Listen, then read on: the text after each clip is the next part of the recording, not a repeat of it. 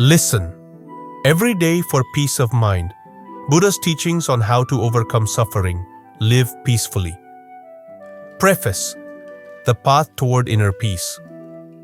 In life, each of us has faced suffering, loss, disappointment, anger, loneliness, and fear. Some seek comfort in wealth and fame to fill the emptiness within. Others lose themselves in work or fleeting pleasures. Yet, the more we chase after them, the emptier we feel. The Buddha, the awakened one, taught, among all conditioned phenomena, suffering is the first truth that must be clearly seen.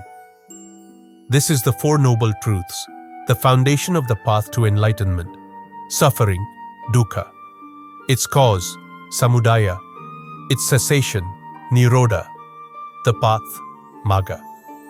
It is not a pessimistic view, but a deep recognition of the true nature of life, so that we may transform our suffering and discover peace right in this very moment.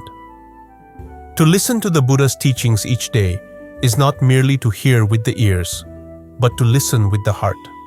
When we let those words of wisdom soak into our breath, our thoughts, and our actions, we begin to realize that peace is not somewhere far away.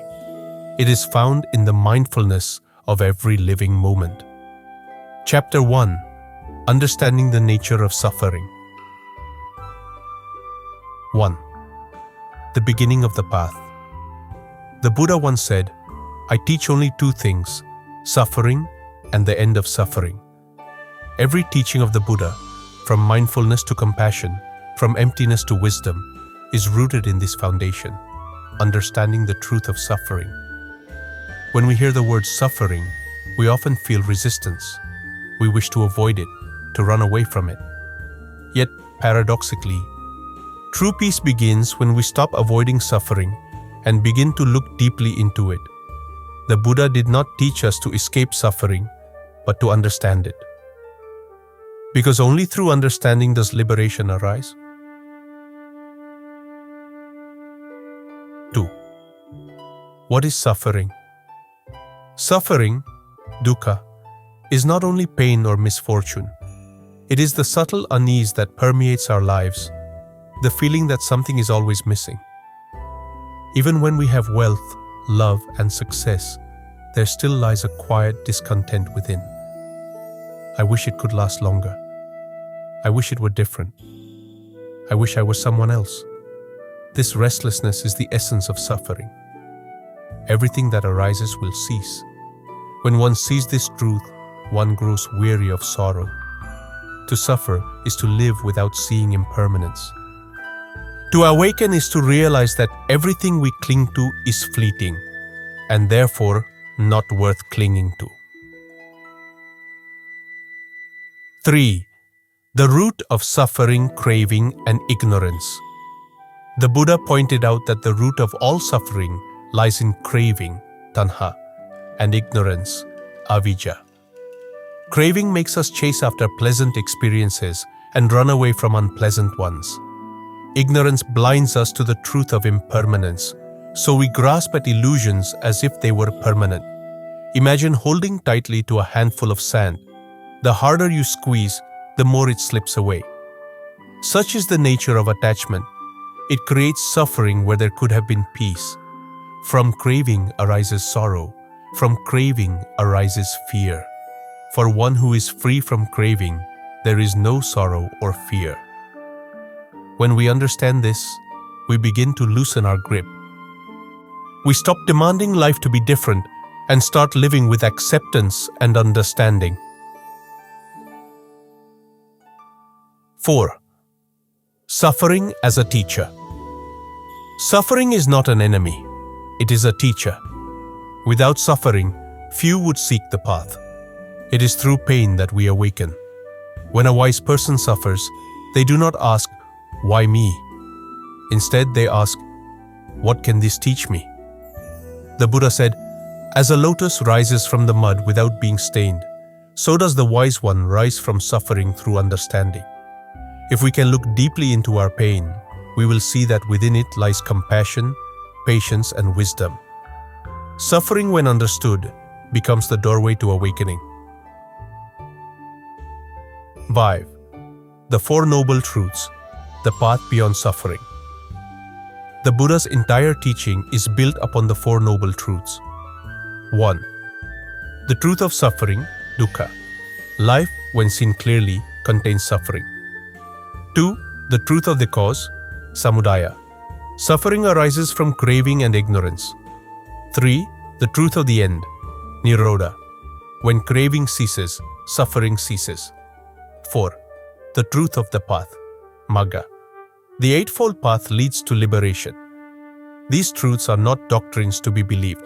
They are realities to be seen through direct experience. He who sees suffering sees its cause. He who sees its cause sees its cessation. He who sees its cessation sees the path. Thus, the first step toward freedom is not to run away from pain, but to see it clearly, understand it deeply, and accept it fully. 6. Looking deeply into everyday suffering. Suffering manifests in many subtle forms. The anxiety of not being enough, the fear of losing what we love, the frustration when others don't understand us, the loneliness in a crowd, the pain of attachment to fleeting pleasures. When we look deeply into these experiences, we see that suffering is not punishment. It is a natural law arising when the mind clings. Once we understand this, our perspective shifts. We stop blaming life or others and begin to embrace life as it is. That acceptance itself is peace. 7. Transforming suffering through awareness. Awareness is the key. When suffering arises, observe it without resistance. Instead of saying, "I am angry," say, "Anger is present in me." Instead of saying, "I am sad," say, "Sadness is visiting me." This simple shift, from identification to observation, turns pain into insight.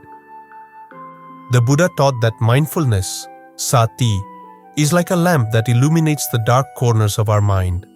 When we shine the light of awareness upon suffering, it gradually dissolves, leaving behind clarity and compassion. In seeing, there is only seeing. In feeling, there is only feeling. Thus, the mind becomes liberated.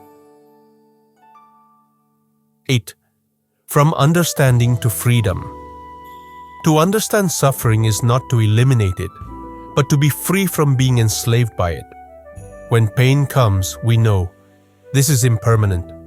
When joy comes, we know this too will pass. In that wisdom, the heart remains calm, neither grasping nor rejecting, simply abiding in peace. Peace comes not from having a life without suffering, but from understanding suffering deeply.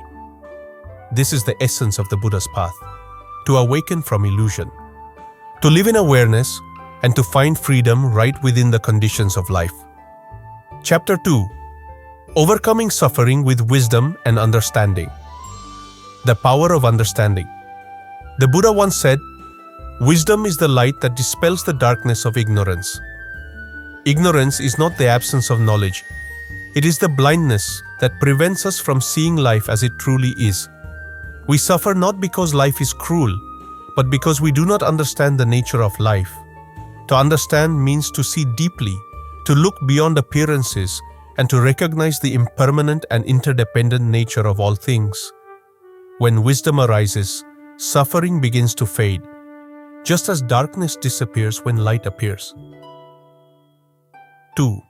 Seeing things as they are.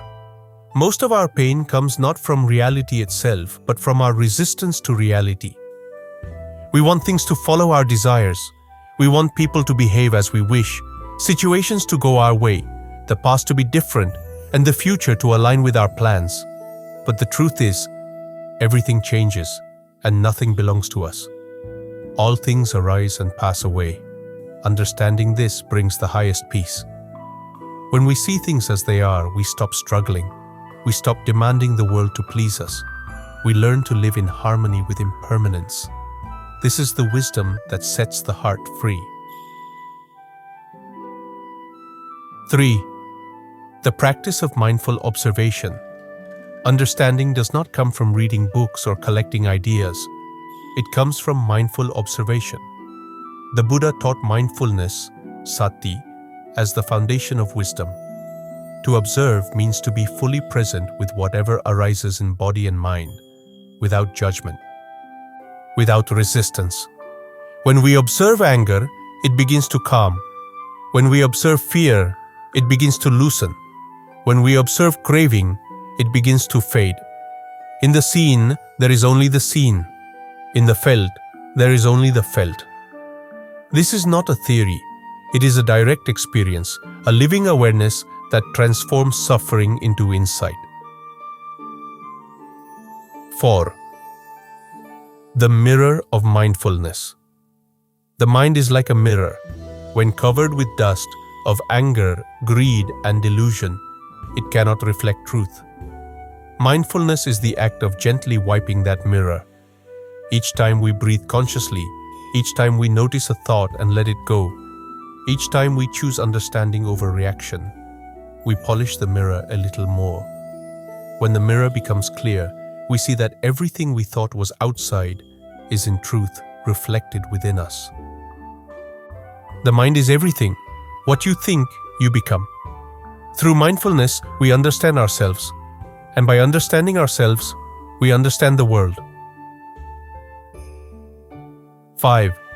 Wisdom and compassion. The two wings. The Buddha said, just as a bird needs two wings to fly, so too the path to liberation requires both wisdom and compassion. Wisdom without compassion becomes cold and distant. Compassion without wisdom becomes blind and exhausting. Together, they bring balance, clarity with warmth, understanding with love. When we see clearly, we naturally feel compassion for those still trapped in illusion. We no longer judge, we wish them freedom.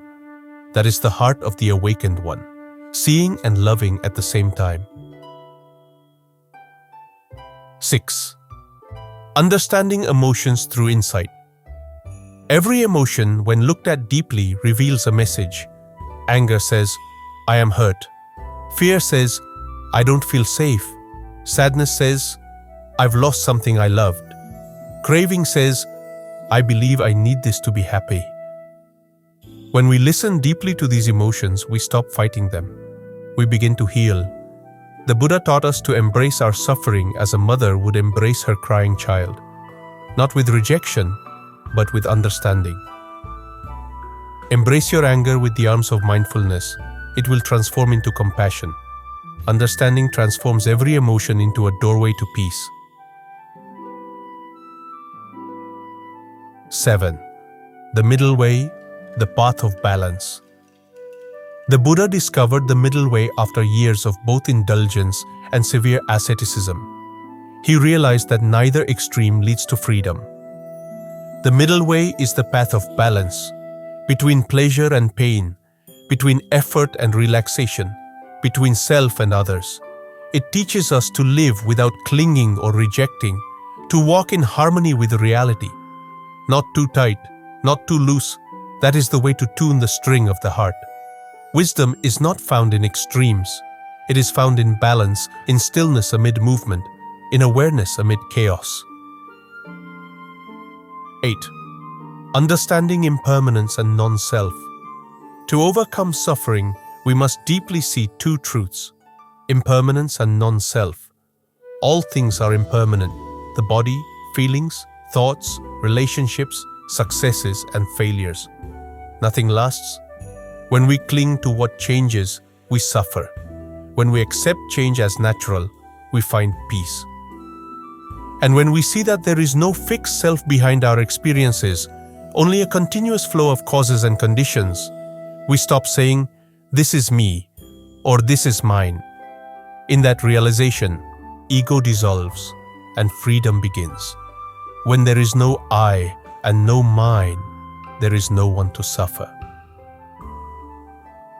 9. From knowledge to direct seeing. There is a difference between knowing and seeing. We may know the words "all things are impermanent," but still cling to youth, wealth, and love as if they will last forever. True understanding comes from direct seeing, from living mindfully and observing reality moment by moment. The Buddha did not ask us to believe him. He asked us to see for ourselves. Do not believe in anything merely because it is spoken by authority. But when you know for yourself that something leads to peace, then follow it. Thus, wisdom is not borrowed. It must be realized within one's own heart. 10. Freedom through understanding. When understanding matures, we no longer need to fight life. We see joy and sorrow as waves of the same ocean, gain and loss as seasons of the same sky. We are not trapped in them. We flow with them, gently and peacefully. This is true liberation, not from the world, but from ignorance. The wise live in the same world as others, but their hearts are free. Understanding does not end suffering by removing pain.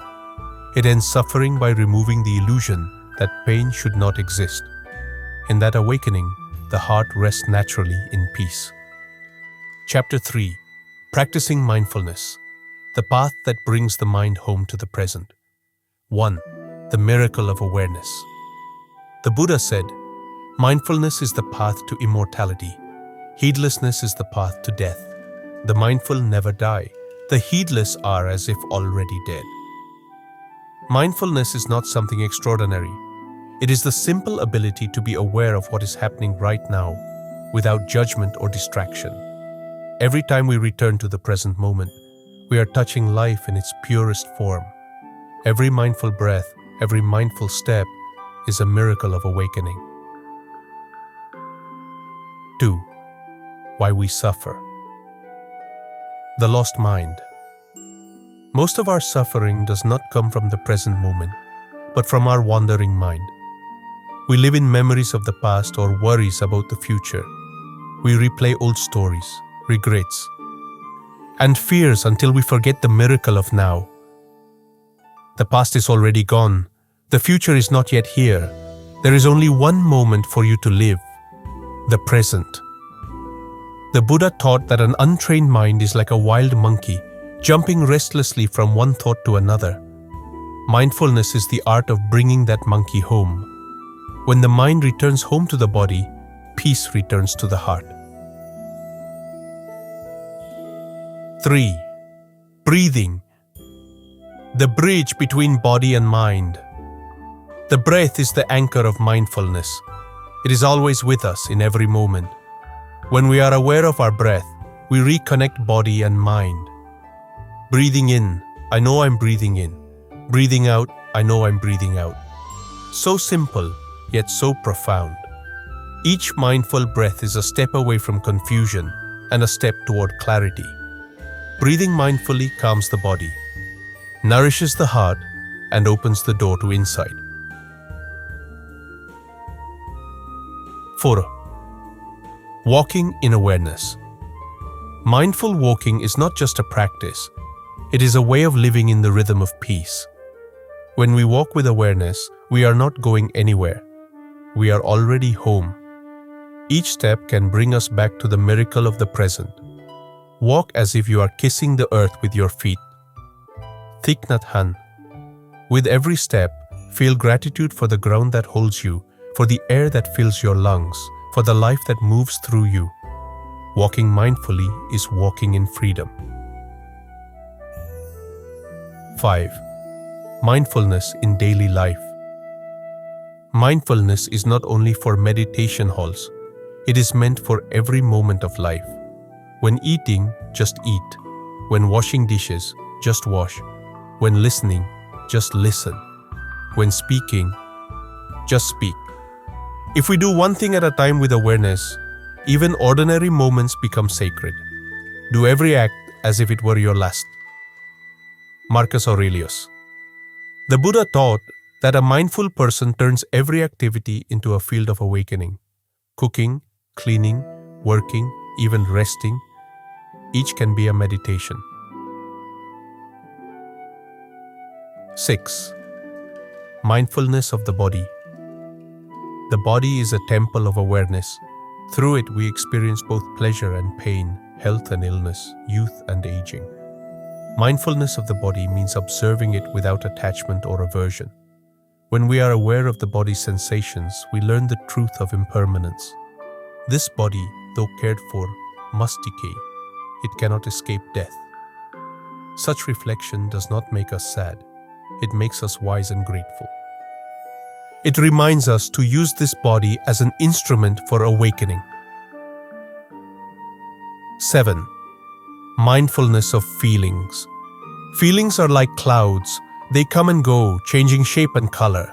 There are pleasant, unpleasant, and neutral feelings. All are impermanent.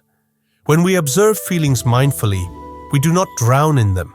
We become the sky, not the clouds. Pain is inevitable. Suffering is optional. If anger arises, simply note, anger is here. If joy arises, note, joy is here. Then watch them pass. Mindfulness transforms emotion into understanding. Mindfulness of the mind. Mindfulness of the mind means being aware of the state of consciousness itself. Is the mind calm or restless? Open or closed? Compassionate or judgmental? The Buddha taught, the mind is luminous, but it is defiled by visiting impurities. Our practice is to recognize these visitors, not to fight them. When we see them clearly, they leave on their own. Each moment of awareness purifies the mind a little more. 1. Mindfulness of phenomena, Dhammas. This is the deepest level of mindfulness, seeing all experiences as impermanent, interdependent, and empty of self. When we observe reality in this way, we are no longer trapped by it. We see thoughts, sensations, and events as passing phenomena, arising and fading in the vastness of awareness. All conditioned things are impermanent. When one sees this with wisdom, one turns away from suffering. In this seeing, there is no I, no mine, only the dance of causes and conditions. 10. The fruit of mindfulness. Peace and freedom. Mindfulness is not merely a technique, it is a way of being. When practiced deeply, it gives rise to peace, clarity, and compassion. A mindful person does not need to escape the world. They see the world as it truly is. They walk calmly in the midst of chaos, smile in the face of change, and rest in stillness within movement. Peace is every step. Thich Nhat Hanh. Mindfulness turns ordinary life into a path of awakening. The miracle is not to walk on water, but to walk peacefully on the earth. Chapter 4. Letting Go. The Art of Living Freely in the World. 1. The Root of Attachment. The Buddha taught, attachment is the root of suffering. Dhammapada. Why do we suffer? Because we cling to people, possessions, emotions, and even our own ideas. We want things to be permanent in a world where everything changes. We want love without loss, success without failure, youth without aging. But impermanence is the law of life. When we resist change, we resist reality, and that resistance becomes pain. Letting go is not losing, it is making peace with impermanence. 2. Understanding the nature of letting go. Letting go does not mean running away, nor does it mean being indifferent. It means seeing clearly what we can and cannot control. When we see that all things arise and pass away, we no longer grasp tightly. We can love deeply, but without fear of losing.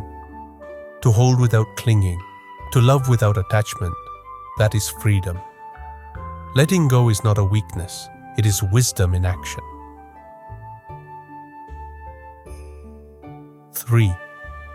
The weight we carry.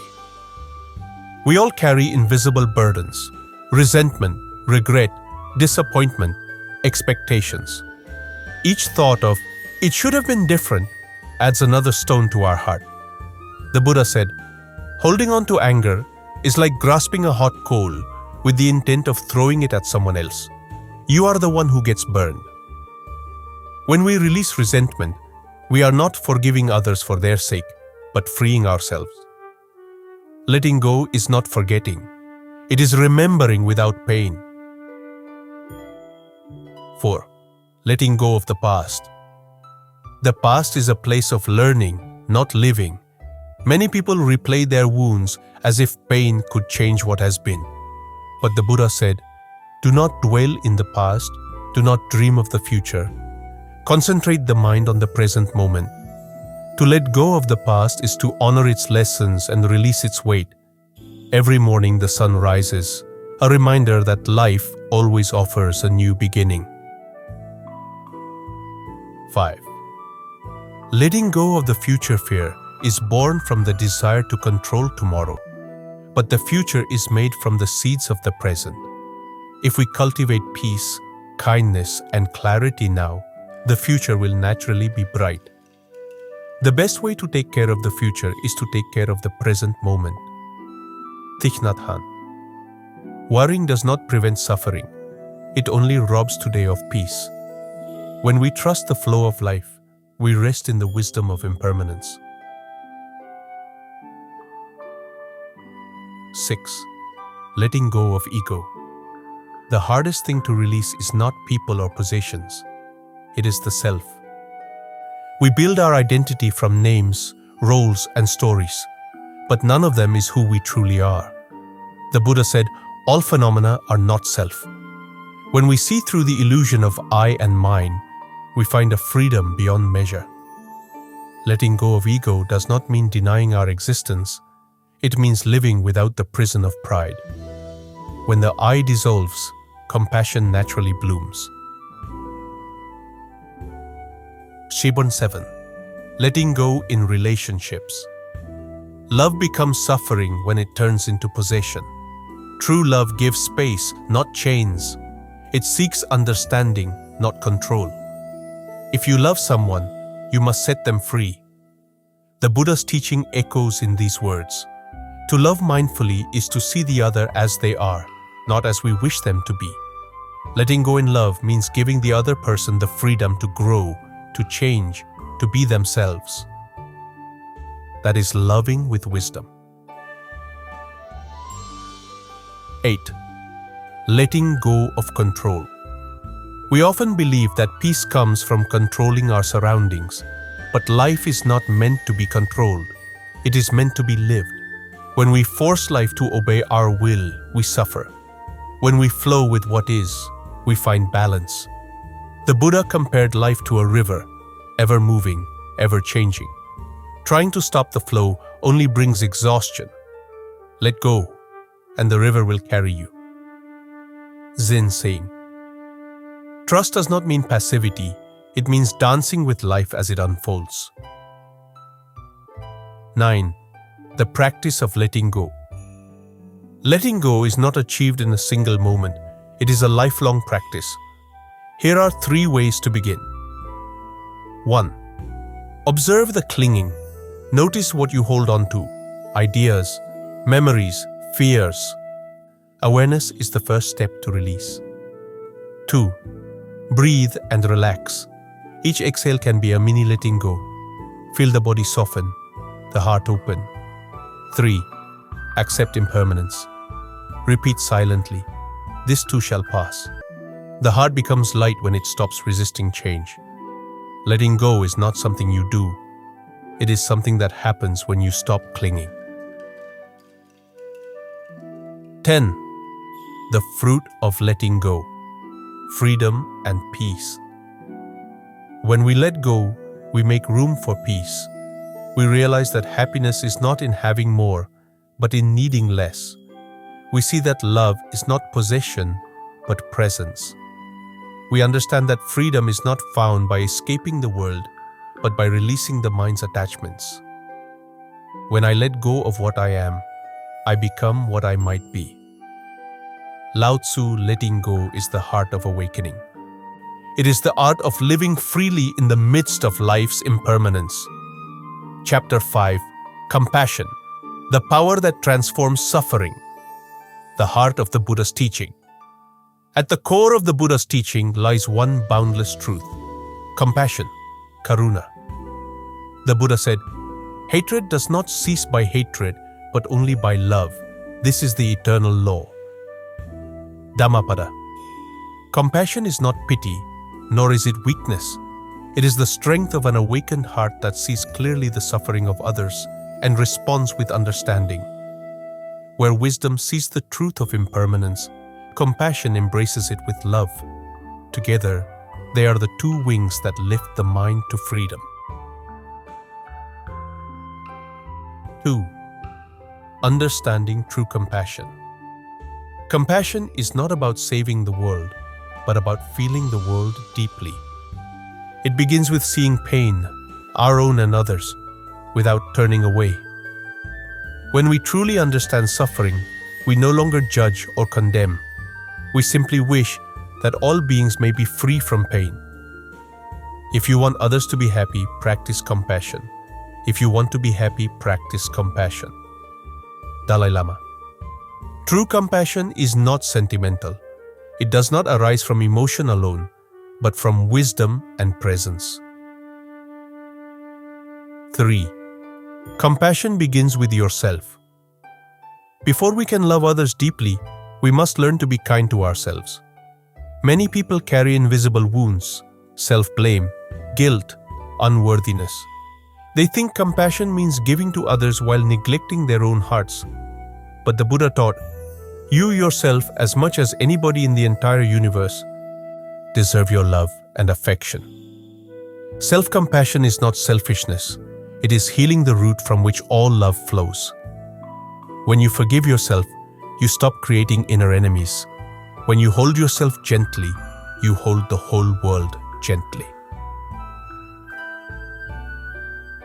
1 Dear 4. Seeing the suffering of others to be compassionate is to see the sorrow in someone's eyes, the fear behind their anger, the loneliness behind their pride. Most people are not cruel, they are simply hurting. The Buddha saw this clearly. All beings tremble before danger, all fear death. Putting yourself in another's place do not harm, nor cause to harm. When we see others with understanding, judgment disappears, and kindness naturally arises. Namayasvi, the practice of loving kindness, metta. Metta means boundless friendliness. It is the wish.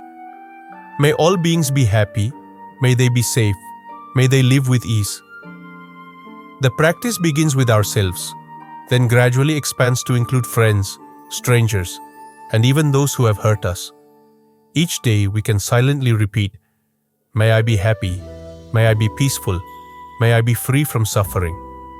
May all beings be happy, may all beings be peaceful, may all beings be free from suffering. This simple practice softens the hardest heart and opens the door to universal love. 6. Compassion and equanimity. Compassion must be balanced with equanimity, the calm understanding that each being walks their own path. If compassion is warmth, equanimity is space. Together, they create balance.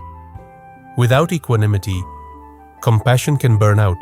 Without compassion, equanimity becomes cold. Let your heart be vast enough to hold both joy and sorrow, both giving and letting go. Zen teaching.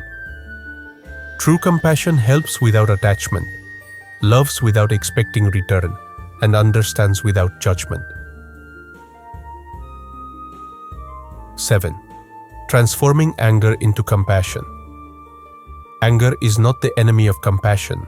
It is a call for understanding. When we are angry, we are often protecting something we love. If we pause and look deeply, we can find the wounded place inside the anger. The Buddha said, conquer anger by love, evil by good, the miser by generosity, the liar by truth. Dhammapada. When we transform anger into compassion, we turn poison into medicine. We no longer fight against the world. We begin to heal it. Compassion in action. Compassion is not only feeling, it is doing.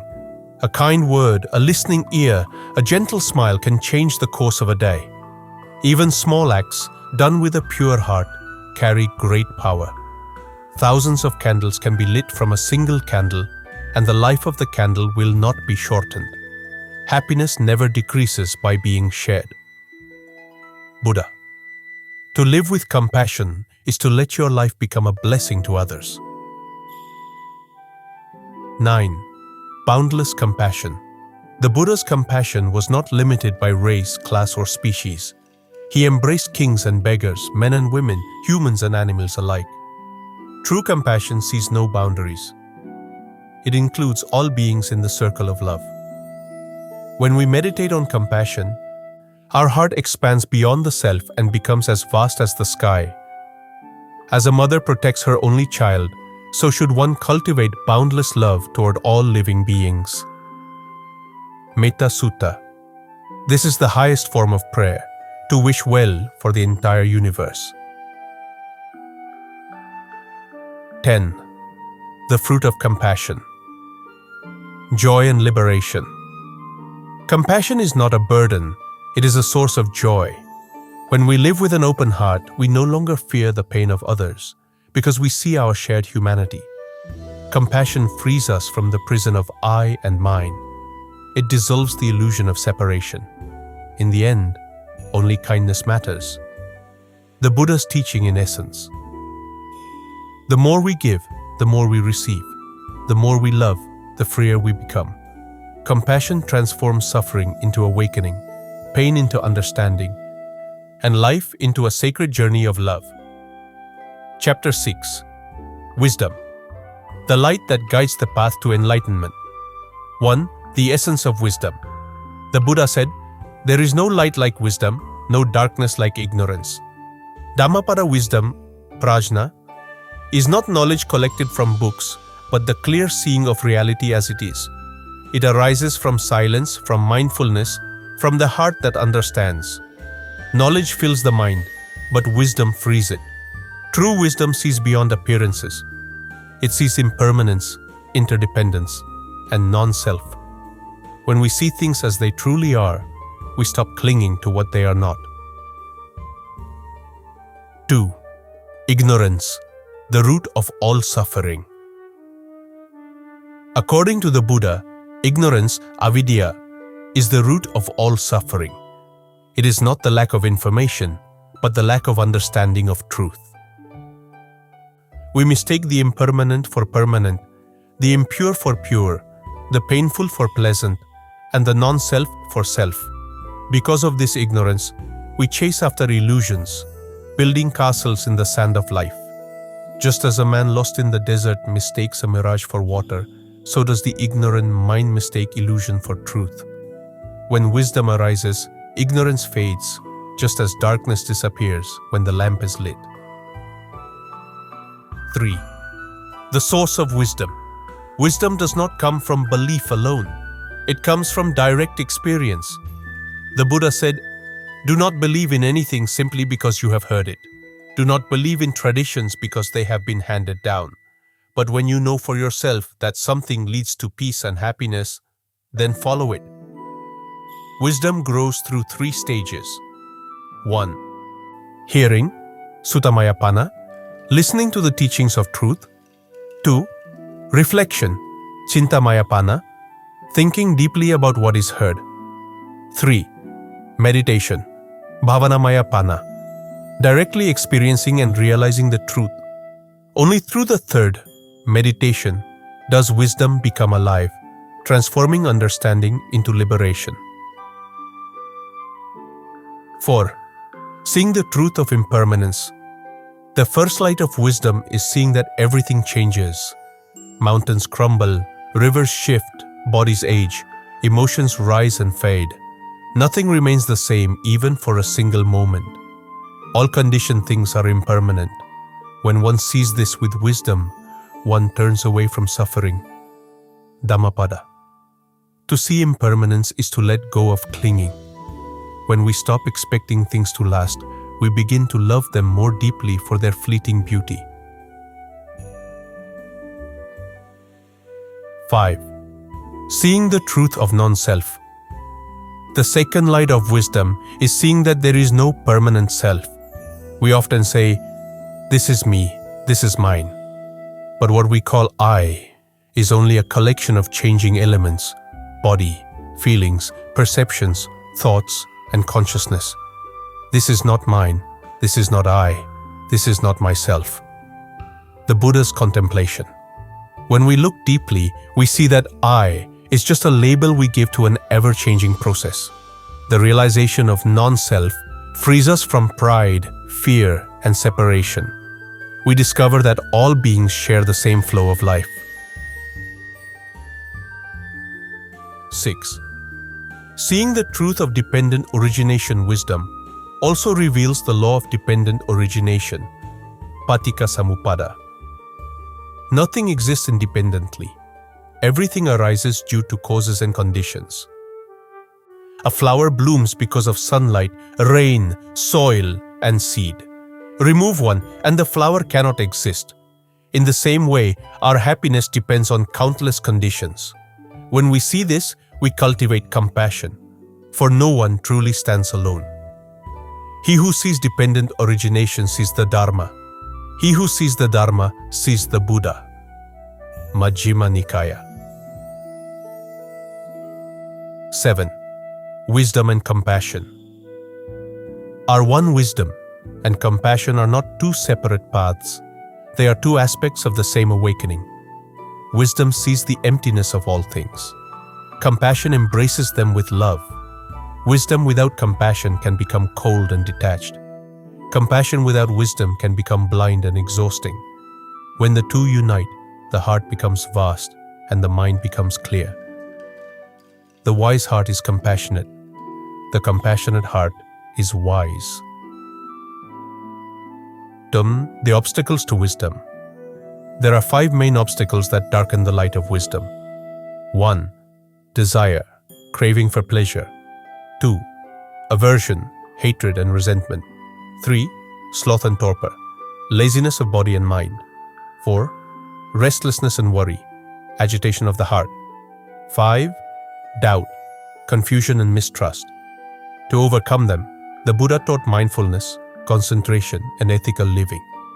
When the mind is pure and calm, wisdom arises naturally, like the moon appearing when clouds disperse. 9. Cultivating wisdom in daily life. Wisdom is not only for monks or scholars, it belongs to everyone who seeks truth. Everyday life is our greatest teacher. Every moment, an opportunity to awaken. When anger arises, see it as impermanent. When pleasure comes, enjoy it without attachment. When pain visits, observe it without fear. When confusion appears, return to the breath. Each moment of clear seeing is a seed of wisdom. Be a lamp unto yourself. The Buddha's last teaching. The light of wisdom shines from within, not from outside authorities. 10. The fruit of wisdom. Freedom. When wisdom matures, it brings freedom from delusion and fear. We no longer cling to forms, nor chase after fleeting happiness. We dwell in the peace that nothing can disturb. The Buddha said, "He who has conquered ignorance has conquered the world."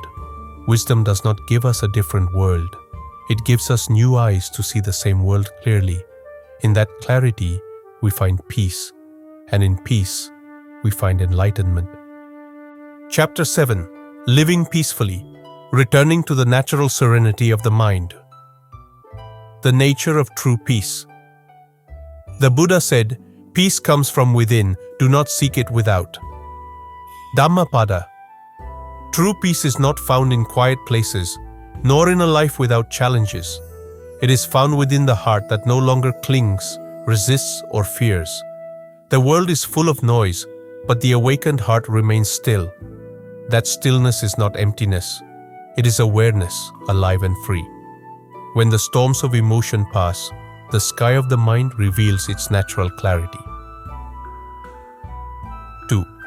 The illusion of external peace.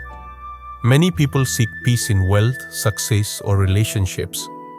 They believe that if only things outside change, the heart will rest. But external peace is fragile. it depends on conditions.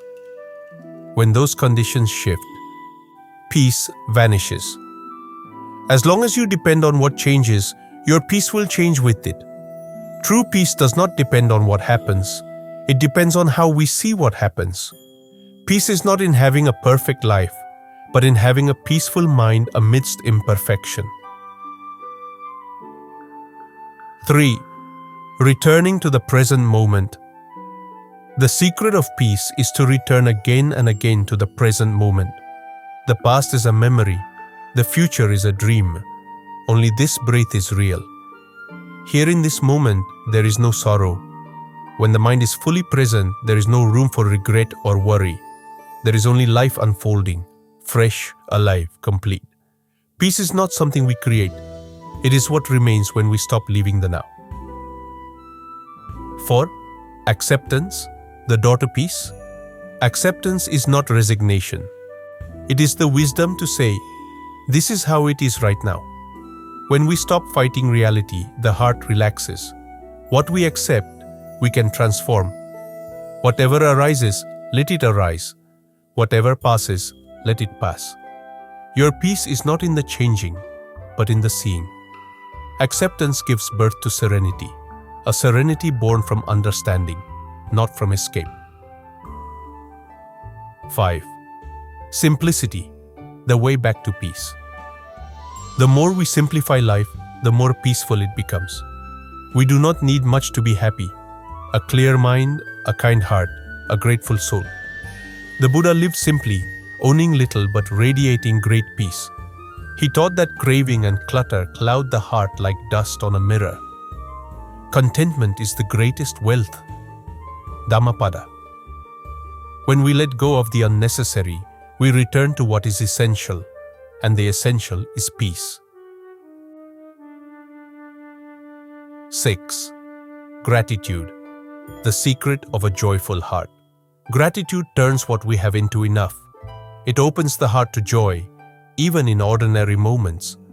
When we give thanks for the breath, the sunshine, the kindness of others, life becomes sacred.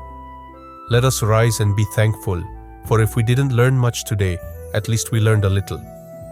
Buddha, traditional. Gratitude dissolves comparison.